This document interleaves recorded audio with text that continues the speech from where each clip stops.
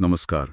और भारत के प्रजनन और बाल स्वास्थ्य यानी आरसीएच कार्यक्रम पर हमारी आज की खास चर्चा में आपका स्वागत है।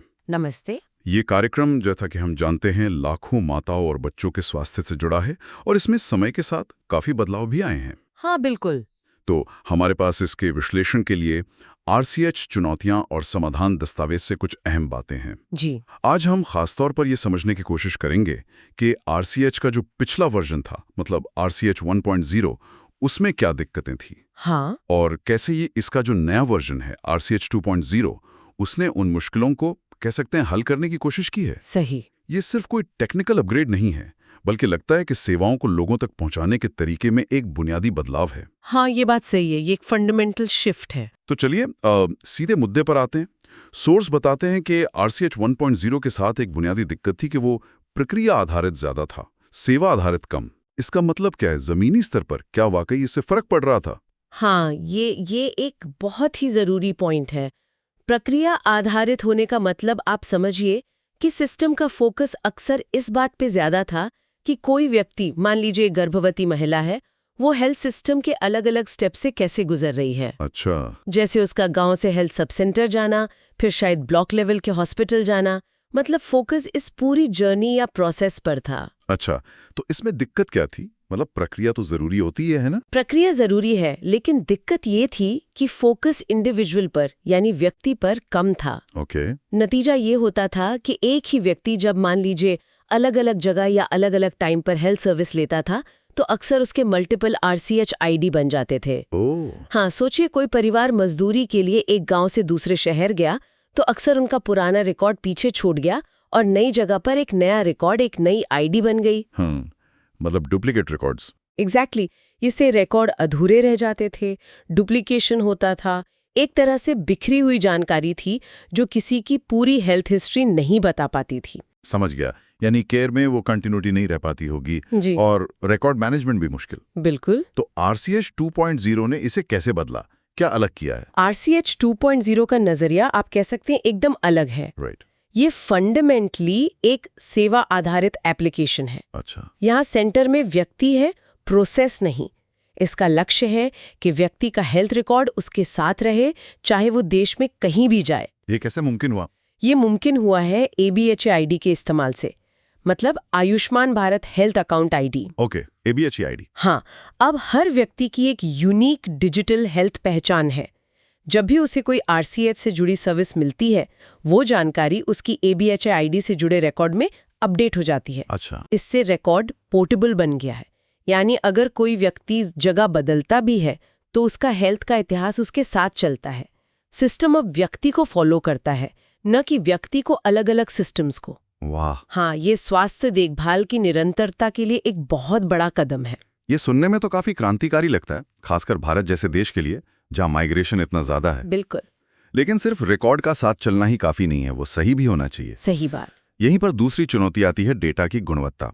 सूत्र बताते हैं कि आरसीएच 1.0 में डेटा एंट्री ज्यादातर मैनुअल थी, हाथ से होती थी। इससे काफी गलतियां होती थीं। क्या ये वाकई इतनी बड़ी समस्या थी? हाँ, बिल्कुल। ये एक बहुत गंभीर समस्या थी। देखिए, जब इतने बड़े स्केल पर डेटा हाथ से दर्ज किया जाता है, तो ह्यूमन एरर होना, मतलब गलतियां होना, तो स्वाभाविक है। जैसे किस तरह की गलतियां? अरे कुछ भी हो सकता है। नाम की स्पेलिंग में गलती, उम्र गलत लिख दी, तारीखों में हेरफेर, या कभी कभी एंट्री करना ही भूल गए। आरसीएच 1.0 में इन गलतियों को ढूंढना और ठीक करना, और साथ ही जो डुप्लीकेट रिकॉर्ड बन गए थे, हाँ, वो जो आपने पहले बताया था। हाँ, जैसे एक ही बच्चे के 2 अलग अलग टीके के रिकॉर्ड, उन्हें पहचान कर हटाना, जिसे डी डुप्लीकेशन कहते हैं, ये सब बहुत ही मुश्किल और टाइम लेने वाला काम था। और जाहिर है अगर डेटा ही गलत या अधूरा हो, तो उस पर बेस्ड कोई भी प्लानिंग या मॉनिटरिंग कैसे असरदार होगी? एग्जैक्टली। रिसोर्स एलोकेशन गलत हो सकता है, या असली प्रॉब्लम शायद नजर ही ना आए। सही बात है। खराब डेटा पर नीतियां बनाना तो अंधेरे में तीर चलाने जैसा है। बिल्कुल। यहीं पर आरसीएच 2.0 टेक्नोलॉजी का बेहतर इस्तेमाल करता है। इसमें डेटा क्वालिटी सुनिश्चित करने के लिए कई ऑटोमेटेड प्रक्रियाएं डाली गई हैं। ऑटोमेटेड? जैसे डेटा वैलिडेशन रूल्स हैं। सिस्टम खुद चेक करता है कि जो जानकारी भरी गई है वो लॉजिकली सही है या नहीं। उदाहरण के लिए क्या बच्चे के जन्म तिथि टीकाकरण की तारीख के बाद की तो नहीं है, ऐसी बेसिक चीजें। ओके। डेटा क्लीनिंग के लिए भी ऑटोमेटेड तरीके हैं जो कॉमन गलतियों को पहचान कर ठीक कर सकते हैं। और सबसे ज़रूरी, डीडुप्लिकेशन के लिए अब बेहतर एल्गोरिदम्स हैं। अच्छा। ये एल्गोरिदम नाम, पते या दूसरी जानकारी में थोड़े बहुत अंतर होने के बावजूद भी संभावित डुप्लीकेट रिकॉर्ड्स को पहचान सकते हैं। तो मतलब अब सिस्टम खुद ही काफी हद तक डेटा को साफ सुथरा और सटीक रखने में मदद करता है। हाँ, काफी हद तक। देखिए, 100% ऑटोमेशन तो संभव नहीं होता, लेकिन मैनुअल इंटरवेंशन काफी कम हो गया है। इससे फर्क पड़ा है। हाँ, इससे डेटा की सटीकता में जबरदस्त सुधार हुआ है। और जैसा हमने पहले कहा, सटीक और भरोसेमंद डेटा ही बेहतर प्लानिंग, रिसोर्स का सही इस्तेमाल और प्रोग्राम की असरदार निगरानी की नींव है। सही। जब हमें जमीनी हकीकत का सही अंदाजा होता है, तभी तो हम सही स्ट्रैटेजी बना सकते हैं और देख सकते हैं कि वो काम कर रही हैं या नहीं। ठीक है, तो प्रक्रिया से सेवा पर फोकस और बेहतर डेटा क्वालिटी, ये तो बड़े सुधार। अब बात करते हैं तीसरे पहलू की, जो है बड़े नेशनल सिस्टम के साथ जुड़ा हो। हाँ, इंटीग्रेशन। सूत्र बताते हैं कि RCH 1.0 को ABDM यानी आयुष्मान भारत डिजिटल मिशन के साथ इंटीग्रेट करने में काफी देरी हो रही थी। ABHA ID बनाने और उसे हेल्थ रिकॉर्ड से जोड़ने में दिक्कतें आ रही थी। ये इंटीग्रेशन इतना जरूरी क्यों है? ये इंटीग्रेशन बेहद ज़रूरी है क्योंकि ABDM भारत का अपना नेशनल डिजिटल हेल्थ इकोसिस्टम बनाने का एक बहुत बड़ा प्रयास है। हाँ, वो तो है। इसका लक्ष्य है कि देश के सभी नागरिकों का हेल्थ रिकॉर्ड डिजिटली उपलब्ध हो और अलग-अलग हेल्थ प्रोवाइडर्स के बीच सुरक्षित रूप से शेयर किया जा सके, ताकि व्यक्ति को बेहतर और कोऑर्डिनेटेड केयर मिले। ओके। अब RCH प्रोग्राम, जो देश की इतनी बड़ी आबादी को कवर करता है, अगर वो इस नेशनल इकोसिस्टम से अलग थलग रहेगा तो ABDM का पूरा फायदा कैसे मिलेगा? सही बात है। RCH 1.0 के टाइम ये जुड़ाव धीमा था। ABH ID बनाना और उसे RCH रिकॉर्ड से लिंक करना एक अलग और कभी-कभी बोझिल प्रक्रिया थी। तो क्या RCH 2.0 ने इस बाधा को पार कर लिया है? हाँ, RCH 2.0 को डिजाइन ही इस तरह किया गया है कि वो पूरी तरह से ABDM के कंपैटिबल हो, उसके अनुरूप हो। कैसे? क्या बदलाव है? अब सिस्टम में किसी भी नए लाभार्थी का रजिस्ट्रेशन अनिवार्य रूप से ABH ID के जरिए ही होता है। अच्छा, मैंडेटरी है। हाँ, अगर किसी के पास ABH ID नहीं है तो सिस्टम उसे बनाने में भी मदद करता है। और सबसे अहम बात यह है कि ये लिंकिंग और डेटा का लेन देन रियल टाइम में होता है। रियल टाइम मतलब तुरंत? हाँ, बिल्कुल। जैसे ही कोई सर्विस दी जाती है, मान लीजिए टीकाकरण या प्रसव पूर्व जांच, वो जानकारी तुरंत लाभार्थी के ABH से जुड़े डिजिटल हेल्थ रिकॉर्ड में अपडेट हो जाती है। इसका मतलब है कि RCH डेटा अब सिर्फ RCH पोर्टल तक ही सीमित नहीं है, नहीं, बल्कि ये लाभार्थी के ओवरऑल हेल्थ रिकॉर्ड का हिस्सा बन रहा है, जिसे भविष्य में दूसरे डॉक्टर या अस्पताल भी लाभार्थी की सहमति से देख सकेंगे। बिल्कुल। ये ना केवल RCH सिस्टम को मजबूत बनाता है, बल्कि इसे नेशनल हेल्थ इंफॉर्मेशन नेटवर्क का एक अभिन्न और एक्टिव हिस्सा बनाता है। ये जो डेटा साइलोज होते हैं ना, मतलब अलग थलग पड़े डेटा सिस्टम्स, उनको तोड़ने की दिशा में एक बहुत बड़ा कदम है। हाँ, ये बात तो है। हालांकि ये ध्यान रखना जरूरी है कि इतने बड़े स्केल पर इंटीग्रेशन को लागू करना तकनीकी रूप से मुश्किल होता है।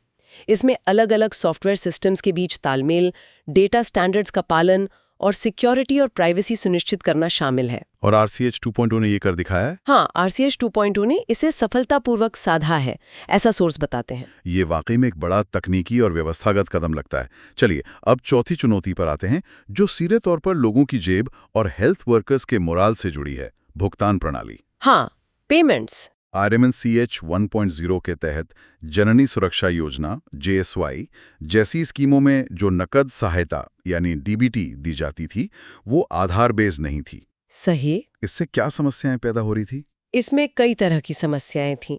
देखिए, जब पेमेंट आधार बेस्ड नहीं होता तो लाभार्थी की सही पहचान कंफर्म करना मुश्किल हो सकता है। अच्छा। पेमेंट गलत व्यक्ति तक पहुंचने या बीच में लीकेज होने का खतरा रहता है। प्रोसेस में ट्रांसपेरेंसी की कमी हो सकती है और पेमेंट में देरी भी हो सकती है। मतलब लोगों को पैसा पाने में दिक्कत होती थी। हाँ, लाभार्थियों को अपना पैसा पाने के लिए कई चक्कर लगाने पड़ सकते थे। और सूत्र ये भी इशारा करते हैं कि इसका असर सिर्फ लाभार्थियों पर ही नहीं, बल्कि आशा कार्यकर्ताओं पर भी पड़ रहा था। बिल्कुल। आशा कार्यकर्ता तो RMNC सेवाओं को घर घर पहुंचाने में रीढ़ की हड्डी की तरह है। हाँ, बिल्कुल, फ्रंटलाइन वर्कर्स हैं हमारी। उनके भुगतान में देरी या अनिश्चितता का क्या प्रभाव पड़ता होगा? बहुत गहरा प्रभाव। आशा कार्यकर्ताओं को अक्सर उनके काम के आधार पर इंसेंटिव्स मिलते हैं, जैसे इंस्टीट्यूशनल डिलीवरी को बढ़ावा देने या टीकाकरण पूरा करवाने के लिए। अगर ये पेमेंट टाइम पर और बिना किसी परेशानी के नहीं मिलता है तो उनका मोराल गिर सकता है। वे हमारे हेल्थ सिस्टम की सबसे अहम कड़ी हैं और उनका मोटिवेटेड रहना सेवाओं की क्वालिटी और पहुंच के लिए बहुत जरूरी है। तो RCH 1.0 की भुगतान प्रणाली उनके लिए ठीक नहीं थी? कह सकते हैं कि वो कभी-कभी उनके लिए निराशाजनक साबित होती थी। तो RCH 2.0 ने इस महत्वपूर्ण पहलू को कैसे एड्रेस किया? क्या सुधार हुआ? RCH 2.0 ने यहाँ एक सीधा और असरदार समाधान अपनाया है। अब जननी सुरक्षा योजना JSY और आशा कार्यकर्ताओं से जुड़े पेमेंट पूरी तरह से आधार बेस्ड DBT सिस्टम के जरिए होते हैं। पूरी तरह से आधार बेस्ड? हाँ, लाभार्थी या आशा कार्यकर्ता का बैंक खाता उनके आधार नंबर से जुड़ा होता है और पैसा सीधे उसी खाते में ट्रांसफर किया जाता है। अच्छा। इससे पूरी प्रक्रिया पारदर्शी हो जाती है, बीच में किसी गड़बड़ी की गुंजाइश बहुत कम हो जाती है और पेमेंट सही व्यक्ति तक तेजी से पहुंचता है। तो क्या इससे आशा कार्यकर्ताओं के भुगतान में वाकई सुधार देखने को मिला है? हाँ, निश्चित रूप से आधार बेस्ड पेमेंट ने प्रोसेस को बहुत स्ट्रीमलाइन किया है। इससे न केवल आशा कार्यकर्ताओं को उनकी मेहनत का फल समय पर और पारदर्शी तरीके से मिलता है, बल्कि ये लाभार्थियों के लिए भी एक बड़ी राहत है। हाँ, ये तो है। जब फाइनेंशियल इंसेंटिव सिस्टम सही से काम करता है तो ये जमीनी स्तर पर हेल्थ सर्विसेज को बेहतर बनाने में सीधी मदद करता है। ये दिखाता है कि कैसे टेक्नोलॉजी का इस्तेमाल करके सिस्टमिक बाधाओं को दूर किया जा सकता है। ये वाकई एक जरूरी और व्यावहारिक सुधार है। अब हम आते हैं अपनी 5वीं और आखिरी चुनौती पर, जो पब्लिक हेल्थ के नजरिए से बेहद चिंताजनक है, टीकाकरण में ड्रॉप आउट। हाँ, ये एक बड़ी चिंता है। सूत्र बताते हैं कि RCH 1.0 के तहत ये देखा गया कि मीजल्स रूबेला यानी खसरा रूबेला टीके की पहली डोज MR1 और दूसरी डोज MR2 के बीच लगभग 5 से 10% बच्चे छूट जाते थे। जी, ये आंकड़ा कितना गंभीर है? 5 से 10% सुनने में शायद कम लगे। 5 से 10% सुनने में शायद बहुत ज्यादा न लगे, लेकिन जब हम भारत की विशाल आबादी के कॉन्टेक्स्ट में देखते हैं तो ये लाखों बच्चों की संख्या बन जाती है। लाखों बच्चे? हाँ, लाखों बच्चे जो एक जानलेवा बीमारी के खिलाफ पूरी तरह सुरक्षित नहीं हो पाते। मीजल्स एक बहुत ही ज्यादा संक्रामक बीमारी है। हाँ, वो तो है। और इसके आउटब्रेक को रोकने के लिए बहुत हाई वैक्सीनेशन कवरेज, मतलब 95% या उससे भी ज्यादा की जरूरत होती है, जिसे हम हर्ड इम्यूनिटी या सामुदायिक प्रतिरोधक क्षमता कहते हैं। राइट। जब इतने सारे बच्चे दूसरी डोज से चूक जाते हैं तो ये हर्ड इम्यूनिटी कमजोर हो जाती है और बीमारी के फैलने का खतरा बढ़ जाता है। तो ये ड्रॉप आउट RCH 1.0 के लिए एक बड़ी चिंता का विषय था। तो बच्चे छूट क्यों जाते थे? क्या RCH 1.0 में उन्हें ट्रैक करने का कोई तरीका नहीं था या वो कारगर नहीं था? ट्रैकिंग सिस्टम तो था, लेकिन शायद वो उतना प्रभावी नहीं था। कई कारण हो सकते हैं। परिवार का कहीं और चले जाना, माता पिता को अगली डोज की तारीख याद ना रहना, स्वास्थ्य कार्यकर्ता का फॉलो अप ना कर पाना, या बस जागरूकता की कमी। RCH 1.0 का सिस्टम शायद इन रिस्क वाले बच्चों की समय पर पहचान करके उन पर खास ध्यान देने में उतना सक्षम नहीं था। यहीं पर RCH 2.0 की भूमिका महत्वपूर्ण हो जाती है, जैसा कि स्रोत बताते हैं। कहा गया है कि ये उन्नत एनालिटिक्स का उपयोग करता है। हाँ, एडवांस्ड एनालिटिक्स। इसका क्या मतलब है? ये कैसे ड्रॉप आउट कम करने में मदद करता है? ये RCH 2.0 की सबसे शक्तिशाली विशेषताओं में से एक है। ये सिर्फ डेटा इकट्ठा करके स्टोर नहीं करता, बल्कि उस डेटा का विश्लेषण करके उपयोगी जानकारी, मतलब इनसाइट्स निकालता है। अच्छा। एडवांस्ड एनालिटिक्स का मतलब है कि सिस्टम पैटर्न को पहचान सकता है और भविष्यवाणियां कर सकता है। भविष्यवाणियां? किस तरह की? उदाहरण के लिए ये विश्लेषण कर सकता है कि किन ज्योग्राफिकल एरियाज में या किस तरह के बैकग्राउंड वाले परिवारों में बच्चों के टीकाकरण से चूकने का खतरा ज्यादा है। इसे रिस्क प्रेडिक्शन कहते हैं। अच्छा, तो ये एक तरह से भविष्यवाणी कर सकता है कि कहाँ ज्यादा ध्यान देने की जरूरत है। हाँ, बिल्कुल।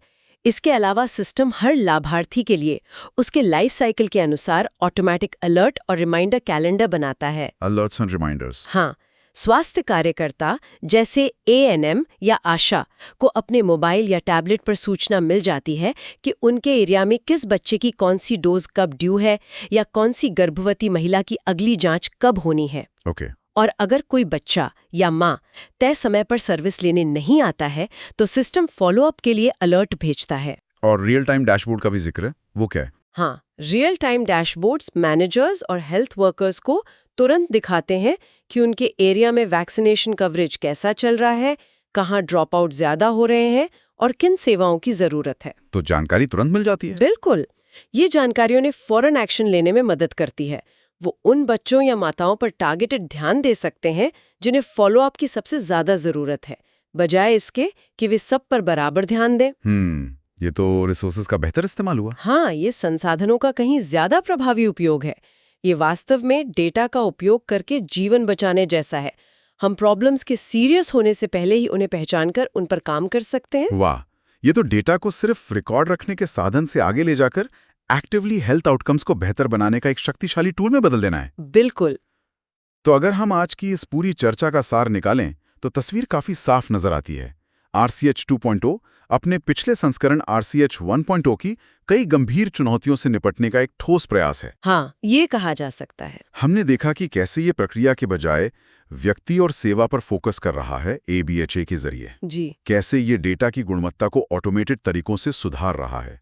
कैसे ये ABBM और आधार जैसी महत्वपूर्ण राष्ट्रीय डिजिटल पहलों के साथ पूरी तरह से इंटीग्रेट हो रहा है, जिससे ये एक अलग थलग सिस्टम ना रहकर नेशनल हेल्थ ढांचे का हिस्सा बन गया है। सही। कैसे इसने पेमेंट सिस्टम को पारदर्शी और कुशल बनाया है, जिससे लाभार्थियों और आशा कार्यकर्ताओं दोनों को फायदा हुआ है। बिल्कुल। और अंत में कैसे ये वैक्सीनेशन कवरेज में सुधार और ड्रॉप आउट कम करने के लिए डेटा एनालिटिक्स जैसी आधुनिक तकनीकों का स्मार्ट तरीके से उपयोग कर रहा है। हाँ। ये वाकई में सिर्फ एक सॉफ्टवेयर अपडेट नहीं, बल्कि पब्लिक हेल्थ मैनेजमेंट की सोच में एक बड़ा परिवर्तन लगता है। हाँ, आपने बिल्कुल सही सारांश प्रस्तुत किया है।